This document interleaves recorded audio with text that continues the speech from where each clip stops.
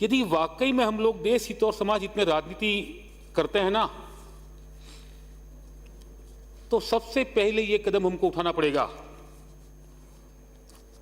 अगर समाज को सारी समस्याओं से मुक्त कराना है और हर परिवार को आवश्यक सुविधाएं उपलब्ध करानी है, ये बड़ी बड़ी घोषणाएं करने की आवश्यकता ही नहीं पड़ेगी।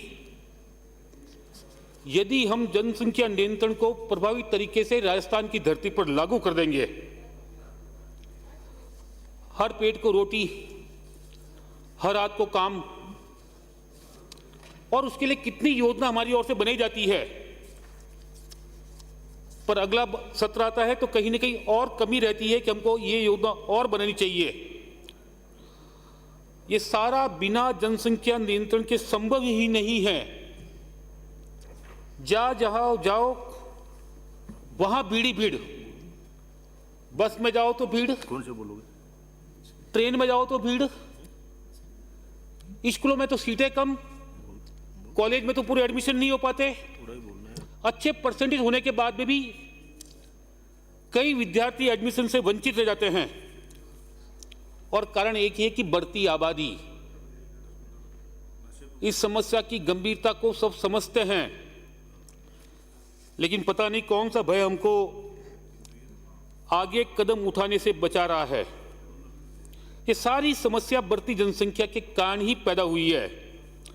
और जैसे हालात देश के बन गए, जैसे हालात प्रदेश के बन गए, हमारा फर्ज बनता है कि हम बेखौफ होकर ऐसा कोई न कोई नियंत्रण के लिए कानून लेकर आएं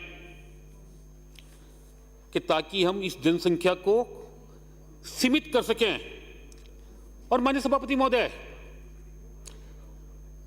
अभी तक हम विश्व में दूसरे स्थान पर इसी वर्ष हम आबादी के मामले में चीन को भी पीछे छोड़कर पहले स्थान पर आने वाले हैं। और कारण एक ही रहा कि हमने सही समय पर सही कदम नहीं उठाए। देर आए दुरुस्त आए, पर आना हमको होगा। और जब अनेक राज्य इस दिशा में पहल कर चुके हैं और कर रहे हैं, तो हम क्यों पीछे? या तो हम बड़ी बड़ी बातें करते हैं कि हम बाकी योजनाओं में देश में सबसे पहले स्थान पर आने के लिए बजट में कोई न कोई प्रावधान कर रहे हैं, पर इस दिशा में हमारी ओर से जो पहल होनी चाहिए, कौन रोक रहा है हमें? क्या मजबूरी है हमारी, या किसका भय है हमको कि हम जानते हुए भी इस समस्या की को लेकर जो कदम उठाने वो उठा नहीं पा रहे? मैं धन्यवाद दूंगा देश की पूर्व प्रधानमंत्री इंदिरा गांधी जी को। 50 साल पहले नारा दिया था, 2 या 3 बच्चे घर में होते अच्छे। आज 50 साल बाद भी हम क्या सीमित परिवार कर पा रहे हैं? और मैं तो धन्यवाद दूंगा संजय गांधी जी को भी कि आपातकाल के दौरान उन्होंने इसकी गंभीरता को समझते हुए यह अभियान चालू किया सीमित परिवार का। हां, कुछ नीचे के अधिकारियों ने इसमें जाति कर दी, वरना उस समय यह अभियान सही तरीके से चलता ना, तो आज ये विस्फोटक स्थिति देश में पैदा नहीं होती। उसके बाद एक नारा और दिया, हम दो हमारे दो। ये हमने नहीं दिया, कांग्रेस की सरकार ने दिया था।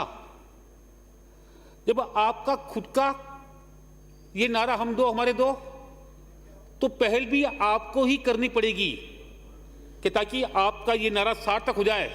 हमने नारे दिए थे ना, सौगंध राम की खाते हैं मंदिर वही बनाएंगे, हमने बना के दिखा दिया, हमने नारा दिया था।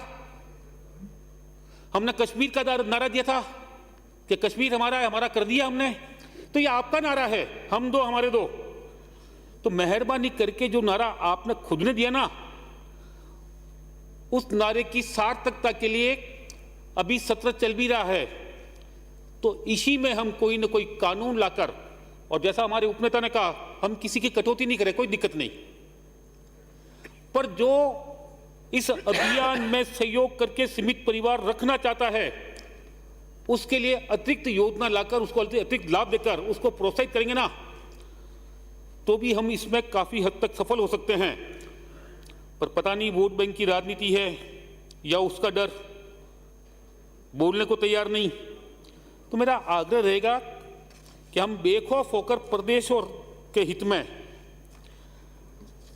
इसी सत्र में संकल्प करें कि बढ़ती आबादी को रोकने के लिए, जनसंख्या नियंत्रण के लिए प्रभावी कदम उठाने पड़े तो जितने प्रभावी कदम है वो हम उठाएंगे, और हम हमारे प्रदेश को देश में पहले नंबर के स्थान पर पहुंचाने के लिए सबसे पहल हमारे प्रदेश के माध्यम से हो जाए, उसकी पहल हम करेंगे। और सख्ती से जनसंख्या नियंत्रण का है ना कानून बनाकर राजस्थान की धरती पर ये लागू करेंगे, ये मेरा आग्रह रहेगा। मैं जैतान से आने वाले विधायक के इस संकल्प को अपना समर्थन देता हूं और सदन के सभी सदस्यों से आग्रह करता हूं कि ये समस्या आने वाले कल की सबसे बड़ी गंभीर समस्या है। इसमें सारा सदन एक राय होकर इसका कानून बनाए और इसको रोके। श्री बलवान पूनिया।